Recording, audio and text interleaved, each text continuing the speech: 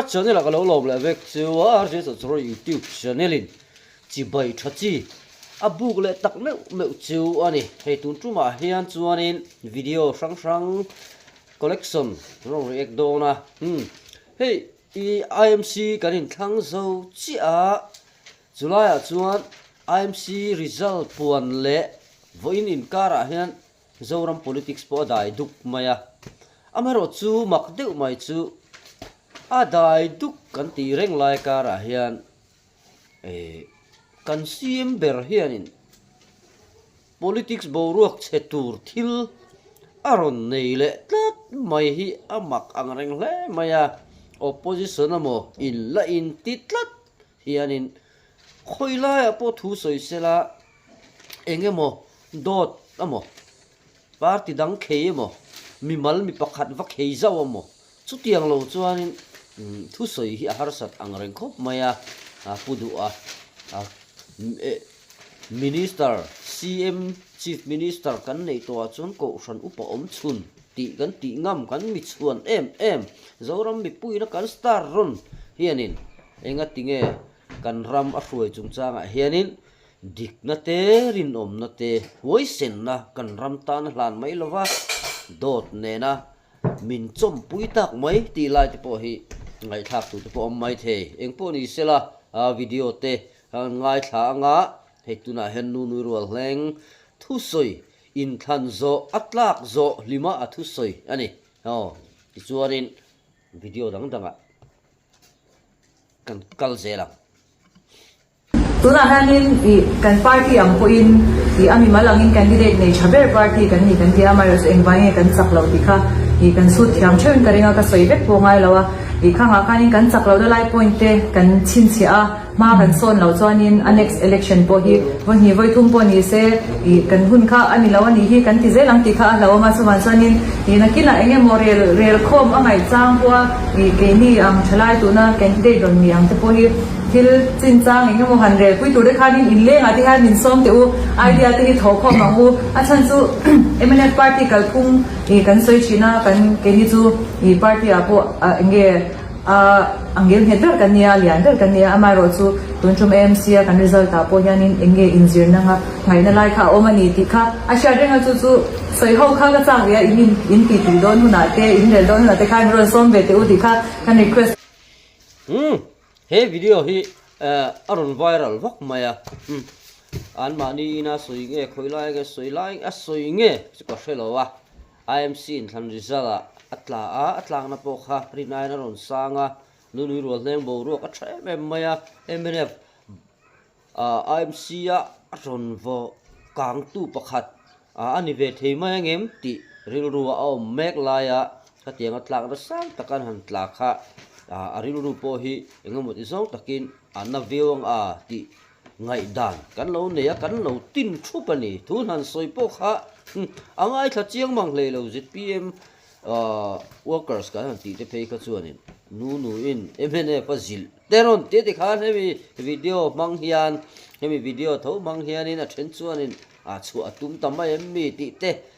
ama hemi athu soi aril ru lo pui kha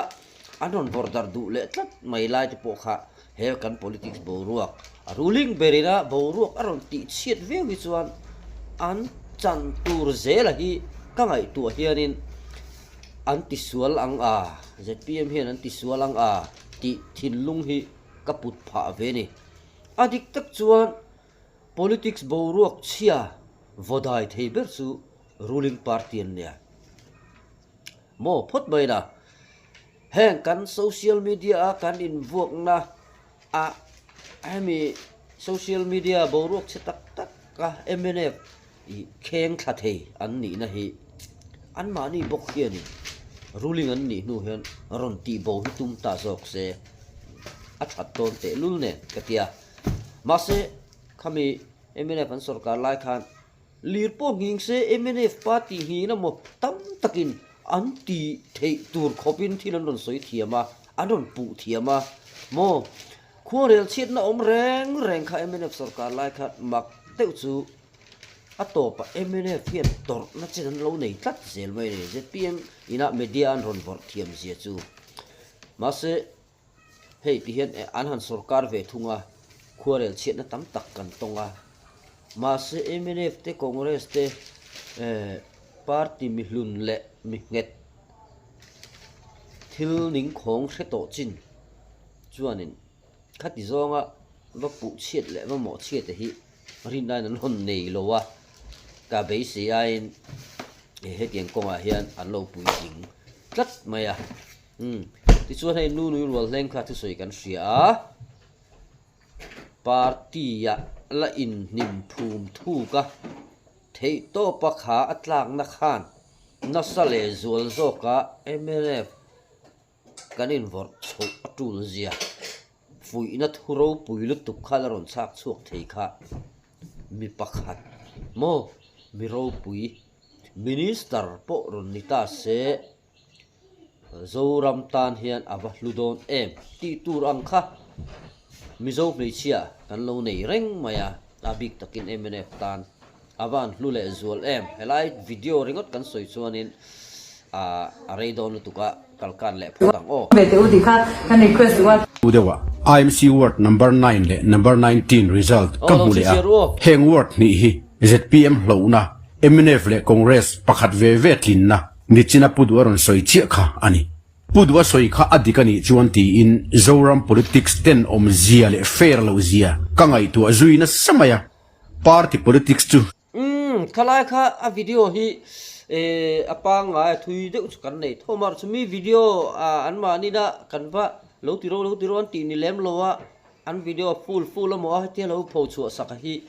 thil tha po ka ti lowa tin a viral chiama ha mi jet ke bai karina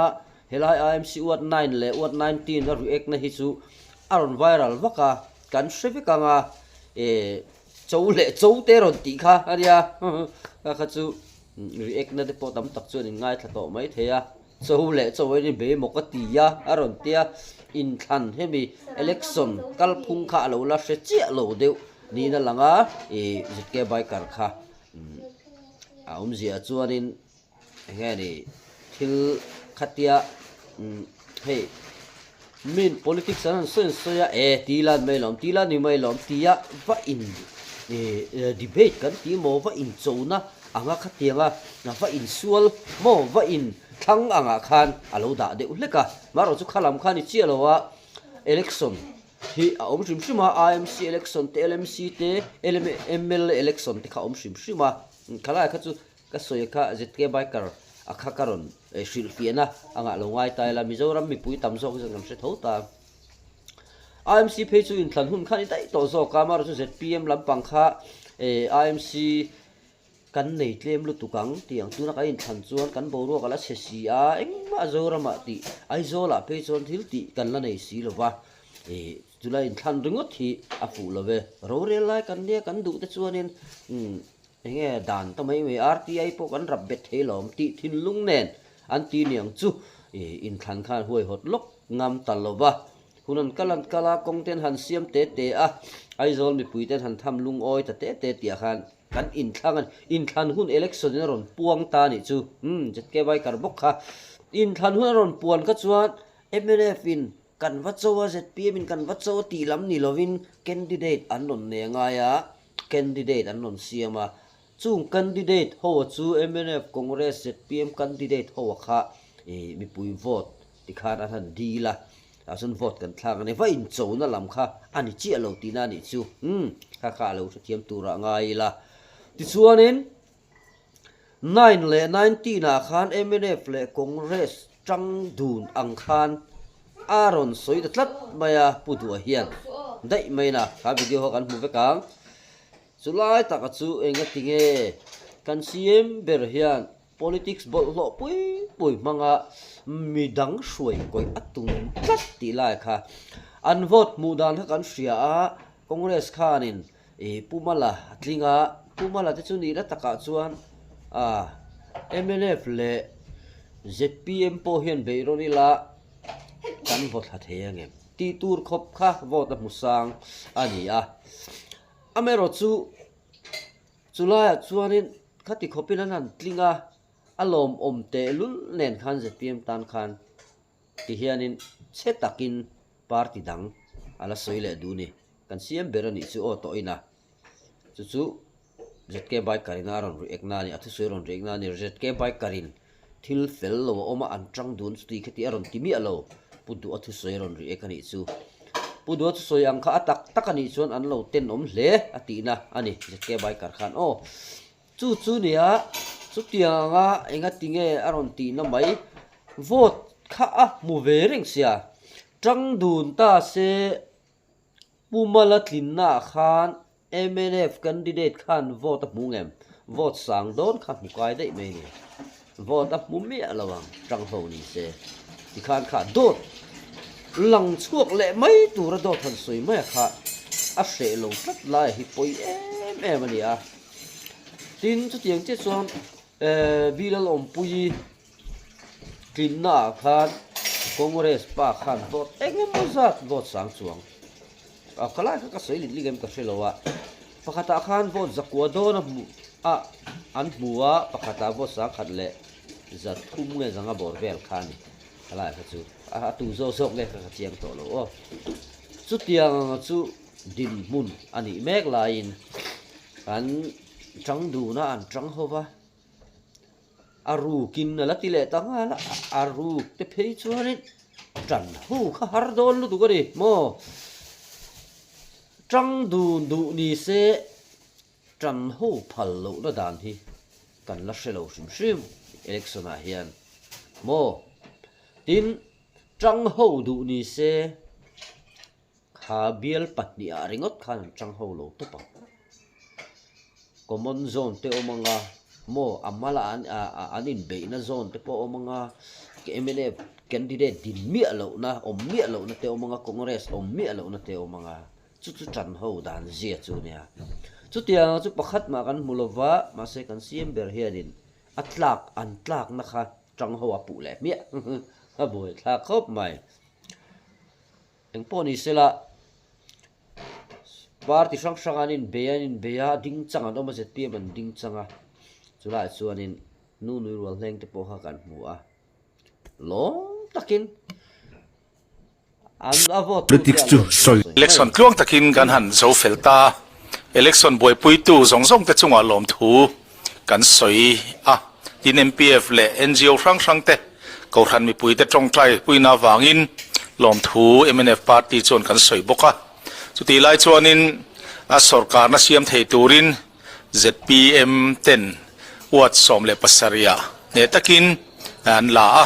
lotinan chan hi MNF party chon kan lom pui tak zeta tin atling ve talo party sang mi te po beidong mai lovin kan tor puya kan tor pui tak zeta ni ti ha kan soi non le ni sela eng po ni sela ni hei ri na hianin party upale party reito ti taka hianin an pui tling tlat zela MNF te hi lom thu an han soya han lom pui the te mo khatia kha antiriam mai party chen khat chon mo an han tlak khan social media po hang kan mu fo kha eng po ni sela congress lam thu la in than sim hai chu khala khan rek bung to taila tun lai lar em Mizoram Universal Healthcare Scheme chung changa thu sei ai thai lok teng o dai mai na Assembly Speaker le Assembly House Leader nena ka zo du chu Mizoram ro la sang ber Assembly a hian Health Department hi an thu ta emni kan ai o kan than kan member ten ro rel na hmuna ngei po hospital rate an zota hospital le Health Department te in rem na wangin an chang du lo ni hei hi Mizoram le India democracy lom ngai lo thil serious to khokani speaker hi angoi reng don MT ka zota kan house leader hi angoi reng don MT ka zota ni mi puina kan ayo kan thanten assembly house a budget an soi hawa an pass na huna po hospital bill an zota department na chang du lowa hi thil serious tak ani tin ka riat dan chuan right to information act nuaya mitam takin an dila an chang du lowa amai ro chu nimin pi amaya khan chief information commissioner hovin thu buai soi ho na hearing ne nia chumia chuan engwangin nge hospital re thi in chan du lo kar khat chungin chang ro ti thutlu na po an siam nin ka ria nimena order kala man lova engpo ni se chumi po chu ani dan tu dik tak ania lo ni po ni sela assembly house kan ayo kan than mi pui ayo tena an zo na po an chang du lo hi thil serious top khop ani AZPM sarkar thleng ania kan house leader le speaker assembly speaker po kazot hey thil serious pui hi kan tong tam khop maya to tun kan sarkar a hian tuna healthcare chungchanga phe hi chuanin a boi thaka makdek mai chu RTI kan tia RTI zo na hi mana tang to khanin nimphum kan ti don nge nianga thil thup hi om fo mai tin RTI aya sarkar da chung nu na mo RTI kha chu engamo har sat na lek tak taka phe chuanin vada zero na mai kha sarkar a hianin kan threzo zo to a chu wang chuanin kan sarkar hi akal fulo lai engemo mina vakher chu an tuma helaya block om zelani hi chuanin engtin nge sarkar akal ngil theyang mo lalna le thu neina an chan hi a fulfill le lu tukan kalpui hi chuan sarkar dik lo na hai chhuat thei ani don lowa sarkar kal chual tur mina an ven na tur konga har satna om chi chuan lal ngai lo lalanan nalakha tia kan upatina an lo soyang de hian kha in ron relanga mi pui de hi min da zero sutanga vote lo ngam lo khopin min la siamanga chutia nga lal reng tur chuan ro rel na kalpuyan tum tamai mi ti kha tuna han mi pui zona alo ni ta ni chu tun tuma po hianin hei kan sianga healthcare chungchanga sinot le khatia ang zo na kha a zia tak chuan amma ni ZPM tan po hian a hlu ni tuna zo na hi thingtlanga ZPM tam tak hei hi chuanin an support luang maro chu alang chon support le ngam mi lo an ril ruina support luanga alang chon du le mi lo anga he zo na hi MNF party tana zo na thatak MNF party din chuana turlama ni lowa congress din chuana turlama ni lowa mizo mi puiten kan riat ve tur thil nia kan ngai le kan riat ve nge chi khoidam do in nge kan pananga khoidam do ina hian nge kal tha ang hemi makka kan lo in ziak lut ve to sia tia du than theina kan nei theina tur man ruwa te po nia chu tianga zo na chu thatak khan non chang tamai sela mo ai nge halai khan an chan har salai takakha thil dik loin phum tamai mi ti kha mi thin lunga aron lian ta tual ani ma se mi thin lunga ron lian tual kha ZPM workers ten kan tuar tak ngel do ne ti in thu dik chan ve mangin thu vor dar anon nei le ta ni chu an rap thak je chu ko ran le puje soma emene phang zong te pon aniang ron in do tir turin post anon nei ta chu mai ni kha Facebook a khan kar ma sa te tun kar chho te khan makasin arap thak kha ti ge chuan mo zokina khatiang ka mu kha emene pina sinot ahut na chan ti te khan an ron choi ta dai mai inga tinge kha zo na va zo kha aron careful view ne an dik lo na zong ron hai lang tamai don nge ti mai kha a ol ta ni chu bang chon tu lai zo ram mi puina an ngai da na chu IMC a po khan enga tinge he tiang kan lo vote mai le ti hi enga mozat anom le toinarin omani athan chu an kal phung hi arap thak lat maya pudu ana 9 le 19 na tang du tia an han soi du mai ringot po kha tam tak tan chon the nop na thamani AZPM tho tan po tu tuma kan dik na mi pui dik na chan vo ngoi ngoya hatianga ani lo zong thun han la dai mai po kha the nop na thamani chu wang chuan zoram mi pui te pon helai hi chu kan tran tan ngai tam tak chot atul kher mi anti ma se anh đi chú lẽ mà mi hậu sa mi khó so thầy thế ta nè chọn chú khét lâu rất bia mà mình có lâu như vậy tan thấy chuan cái gì do mà thu hẳn cội khẽ mà cái chú all view mày thầy mà rồi chú khá rồi nó ăn chán rồi nó lâu cả tổ ta rau xia chuan hẳn chán mày khá ingat tinge an harsat lai tak ti ringota po khan zoram mi pui de hian kar kan nei thi mangai ta tina ani chu mo ko than le MNF indo na lamani lo man dewa AR lamwal o AR biak in mun chung changa sinot le ZPM party hanin kheu a khatiang bo ruak anga tun bo ruak thil hi chu kalani lova a sinot lampo ni lo hospital lai ki chau khani mo va sinot aga zoma he ta sinot Sunday school mo sinot evangelist tiva kha sinot lam khan to lowa a hospital ani rinain department hi rinain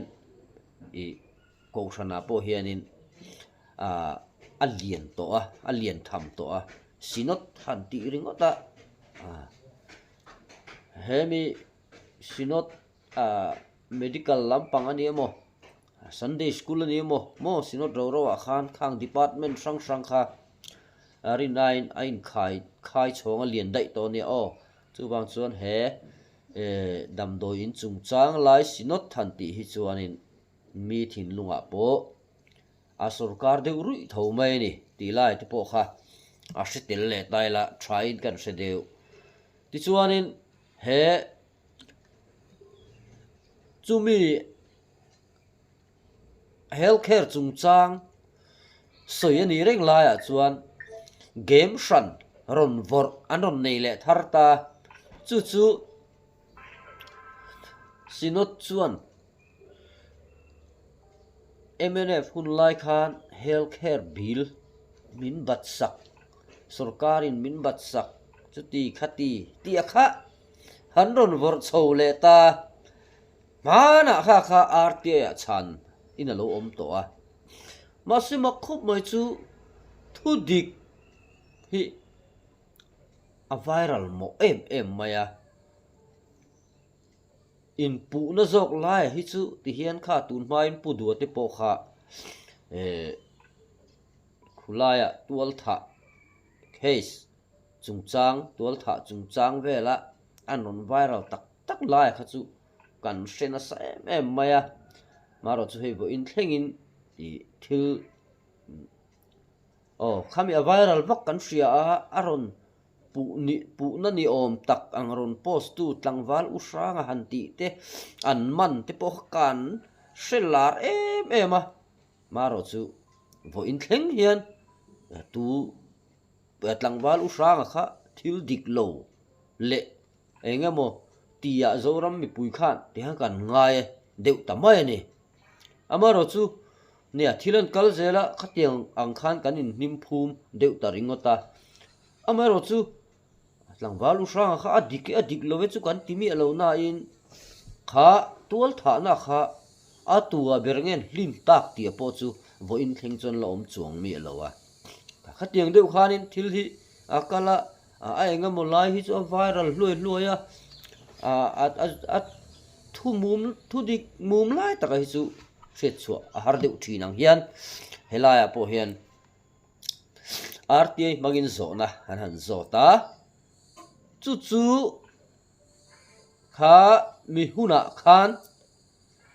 private hospital MNF sarkarin poisa pek lo nem ti te exat nge pek lo ti te zona han zota zo tu te potana lang veka karon chiar kil kel lawang thil chiar hi ka pe wak lawa ka mit thi mo chak to lawa kan upato a company lampang atanga thil ba le ti dai kha lo ne MNF sarkar khan engma lo bare re MNF sarkar son ti tur dik tak kha healthcare chung chang a khat alo ti vek maya maro chu company te khatiang khan na department te mo hospital te tinga in thunjom sang sang om vek kha ani awangin khalai khan an mo phur na chin a khan a sarkar mo phur na chu len chu avek ani a maro chu company lampang ero chuan an mo phur na han lo len chuak tok lo kha lo ni a zo belna zela po khan engma om lo ti top kha aron ni tak nge nge ni chutiang dik na po chu voin ni hian zoram pum mi pui hianin kan la hремang lo re renga hospital poisa cheng enga mozat MNF sarkar lai khan abaral badral sak tiangin kan thinlunga te kan benga te chuanin ala ritiu tlat zel mai ni chu maro chu kha pai alo ngai ta a ba engma sarkar MNF sarkarin an lo nei lo ani chu zo ko chu thudik hi kan riat poimo hle ani Sarkar ministry kan siamani chuan akhal ngil tur VUC value pa council an om an tia tunan MLA te la hian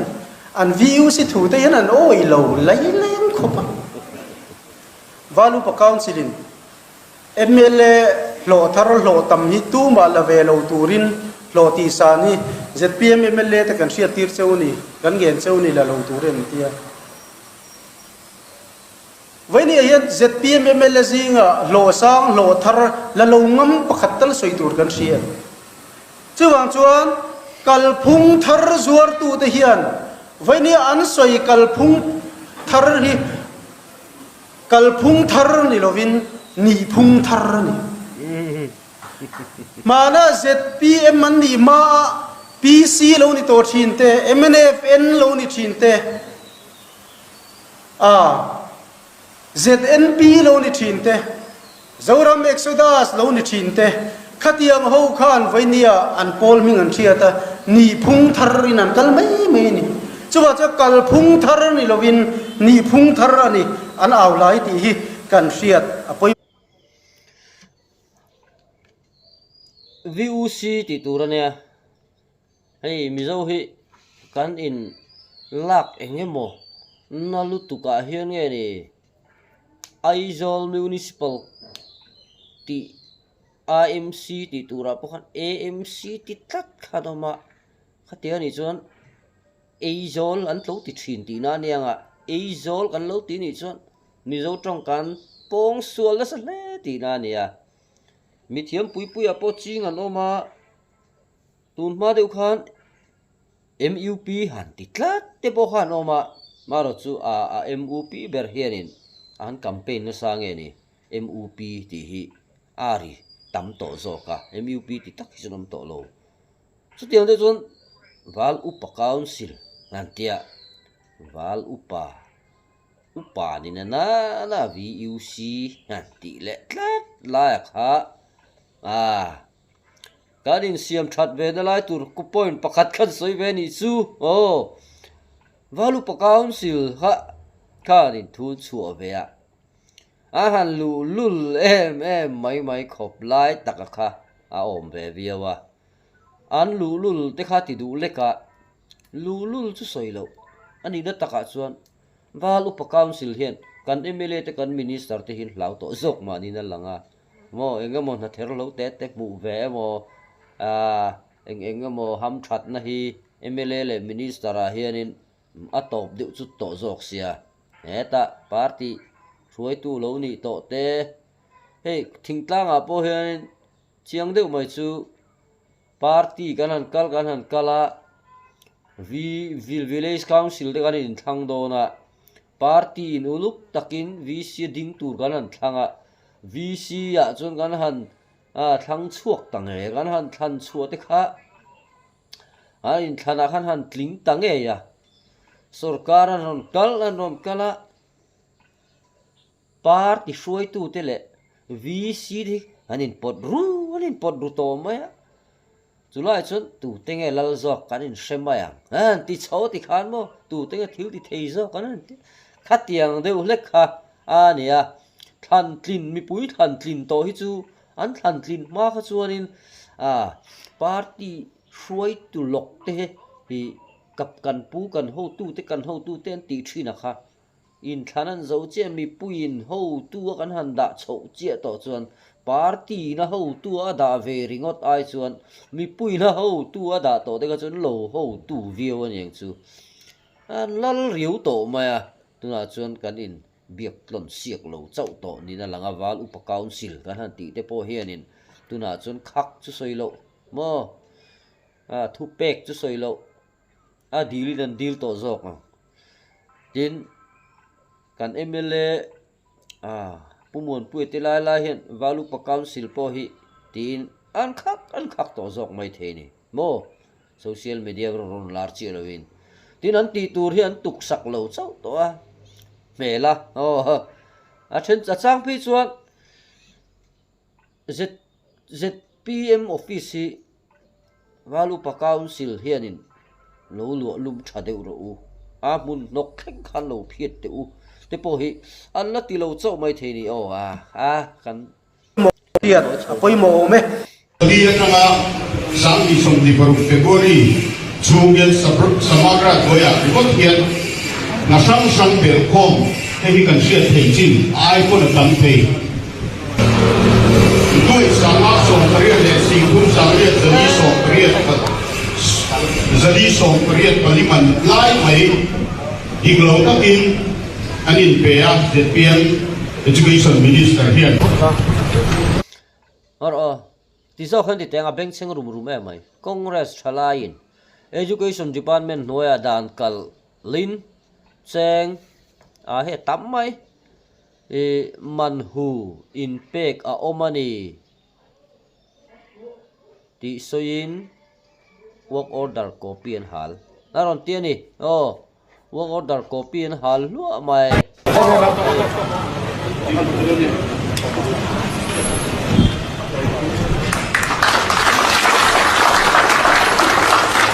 so look at my point of in John Lewis the new keeper local bangin from through and say ta lang khang kha chu kan chip zui bak lawang video hiri nai na sei tlat to ma thu lai kan lo nei ve zel mizo zir lai te zinga in el na thiang lim a theina turata result bu tok te tarlam le division tarlam hi tha kan tia hey division tarlan lo kha kan siang kan munga result chuak tu nai result chuak a som pani chho result chuak a khanin engman nun tarlang lo zir lai tam tak chun van tha em za thak lo ten ron tita amai ro chu in el na thiang lim kha nep ta deu don ni na lang ta chumi ni reng lai chon ron tar lang lo ringota engkim kha an la ron ti thowa enga ngi pasan ti second a first a tha ta khan ti le vek the tho box ya a eng lai nge khalai dan siam that lai kha ni ta bera ke ma a tho da na chu a he kan education minister te hi kan siang thing tlang school rang te poi kan sianga han chang tun ut na hi om lem lo wa tin mandewa school pakat phei chu chung an achunga kan minister ron tum saka na tlangin a chan chi sarkar sikul bo kha ka tiang chi te sum hi om lo deu nge ni ni han in upgrade ang chi tam lo maya repair om chun pu ban sai lo repair te la kha ti vel mai kha lo ni box ya nei thil tha wat puak chua hi om lo maya department sang sang ani veka amaro chu thil thapuak chu si lo langsar taka che ni ve kha andu ve si chula chuan dan eng mote anan thak kwal vela ti khan anan change kwala mo khatiang kha kan tong deu mai ni na lang tlat ma kan education kan sui sak dan te ani a fiam thui nan tia a puma thlan te phei chu a fa ten la te sia chi le marua atam deu chon school chol puang zelang an ron tia ni mai takanga chang le ni zinga khu dur khu school chol ron puanga ani lengin khu thale mai maya ni kumlama te pokhana ni fo kha mo khatiang enga bol leka school chol ron puan ri ngot mayang chi te hi a pian thar lo thak mangi te ka ti ke chu kan thina turte kan har sat na mo leimi na chim hu kan han ti te ru a thina la bo dai kan han ti te hi chu ke ni na mi hring te na kan lo dan the hi chuang lo re reng school kal lo ma se tam tak te pe chu thingtlang school a te pe chun school an kal lo pe chun lui lo kal mai ten ching le ngala school an kal lo hianin a lo om dai zo ka ni tin tam tak in le lo te hi chu sarkar building a lo thato lo te hi nia school te chu tlang puin emene fun lai khan school thalo lutuk kan han tiang kha a om to che lo a binga han kuthan the zeu so mai the a atlang puin apuma concrete ni lo pon a bantal mo ban le beam kan han tiang chi thleng a concrete te ani de fer fur vek to a thingtlang mun ren kara chuanin mimal in hi cheba ve te le hlui ve te to hi kan la nei deuh fer fura sikulan han kal hianin ni na taka chuanin an him dam jok ma ni thli le ruwa kan han ti anga te hian chuwang chuanin sikul chol sarkar school chola po khuwa dur khup chuan education minister education lam jok hianin